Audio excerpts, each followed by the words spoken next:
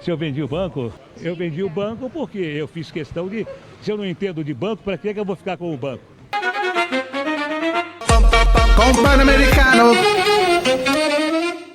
Silvio Santos, reconhecido como um dos maiores nomes da comunicação no Brasil, não só é o fundador, mas também a figura central do Sistema Brasileiro de Televisão, o SBT. Respeitado por sua jornada de empreendedorismo repleta de êxitos, ele serve de inspiração para muitos.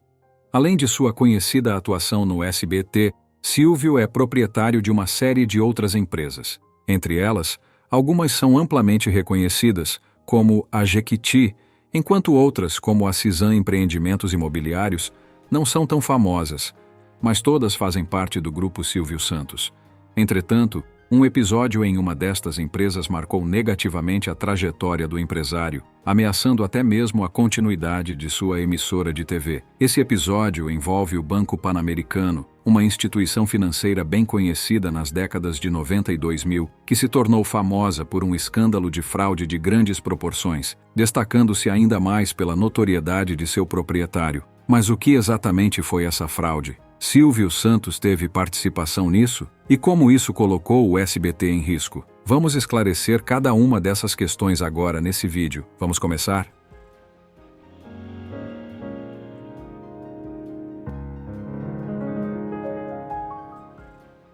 Nascido na cidade do Rio de Janeiro em 1930, Cenoura Abravanel, mais conhecido pelo nome artístico Silvio Santos, deu início à sua trajetória empreendedora vendendo mercadorias nas ruas do Rio como camelô. Com sua voz distinta e impactante, foi convidado a atuar como locutor, uma proposta que inicialmente aceitou, mas logo abandonou, pois percebeu que lucrava muito mais vendendo produtos nas ruas. Em 1958, Silvio adquiriu o Baú da Felicidade do radialista Manoel de Nóbrega.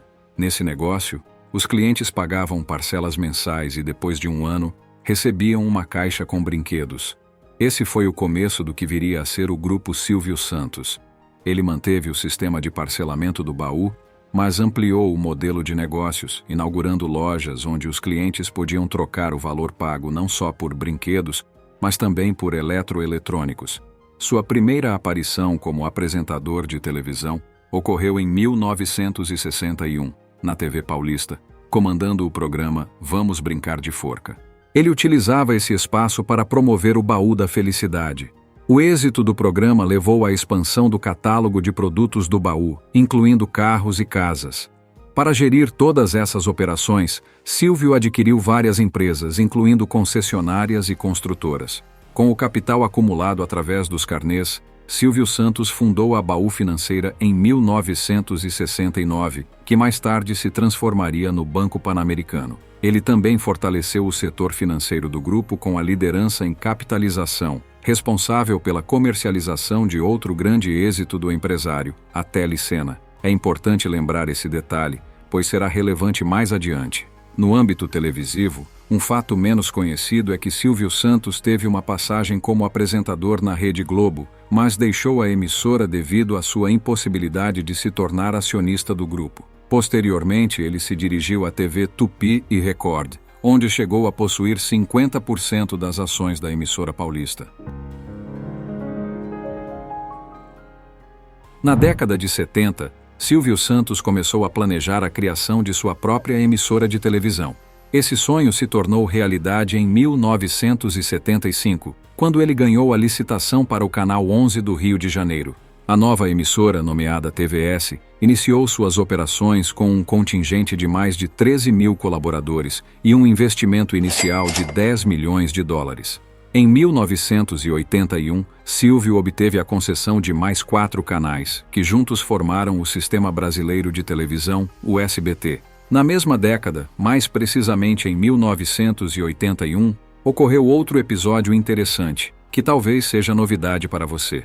Devido à sua enorme popularidade conquistada por meio de seus programas de TV, Silvio Santos recebeu convites para adentrar o cenário político, algo que quase se concretizou nas eleições presidenciais de 1989. Naquele ano, ele foi pré-candidato à presidência da República, na primeira eleição direta do Brasil desde o golpe militar de 1964. Ele até iniciou uma campanha televisiva e liderava as pesquisas, mas sua candidatura acabou sendo impugnada pela justiça devido ao fato de ser proprietário de uma concessionária de TV. Você sabia desse fato? Compartilhe conosco nos comentários. Agora vamos usar aquela informação que pedi para você guardar sobre a Baú Financeira. Em 1990, ela recebeu autorização para funcionar como um banco múltiplo, sendo renomeada para Banco Pan-Americano. Foi o início do que poderia ter levado Silvio Santos a perder suas outras empresas, e até mesmo o SBT. Mas antes de explicar como isso aconteceu, aproveito para pedir que se inscreva no canal. É muito rápido e nos ajuda bastante. Agora vamos entender essa história. Em dezembro de 2009, a Caixa Econômica Federal desembolsou 739.200 mil reais para adquirir uma parcela do Banco Pan-Americano. O banco estatal, através da Caixa Participações S.A., comprou pouco mais de 1/3 do capital total da instituição financeira. A Caixa adquiriu 49% das ações preferenciais e mais 20,69% das ações ordinárias do Pan-Americano. Levando em conta ambos os tipos de ações, a Caixa Par passou a deter 35,54% do capital total do banco. Assim, o Grupo Silvio Santos permanecia como controlador do banco. Entretanto, os problemas para Silvio Santos começaram quando o banco passou a praticar atos considerados ilegais. Apesar de não estar diretamente ligado à administração do banco, como principal acionista ele era, de certa forma, responsável pela empresa, já que havia fundado a instituição financeira e escolhido sua equipe de gestão. Mas afinal, o que estava acontecendo de errado no banco? Para compreender o esquema fraudulento que ocorreu no Banco Pan-Americano, é necessário entender uma prática comum entre bancos e instituições financeiras: a venda de carteiras de empréstimos. Vamos simplificar. Imagine que o Banco Pan-Americano concedia diversos empréstimos a clientes. Em vez de aguardar o retorno financeiro desses empréstimos, o banco agrupava todos esses financiamentos e vendia essa carteira para outra grande instituição financeira. No entanto, após vender esse pacote de empréstimos, o procedimento correto seria o Banco Pan-Americano registrar a baixa desses empréstimos em seus livros, pois eles não mais pertenceriam ao banco.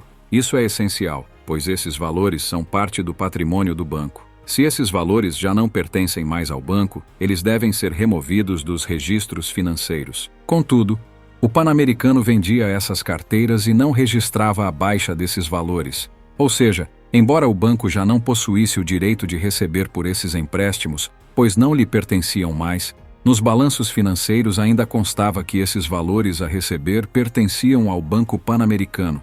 Isso inflava artificialmente o patrimônio do banco, criando a falsa impressão de que ele era maior do que realmente era. Esse tipo de prática é perigosa porque o patrimônio de um banco é um dos critérios usados pelo Banco Central para determinar o limite de empréstimos que o banco pode conceder.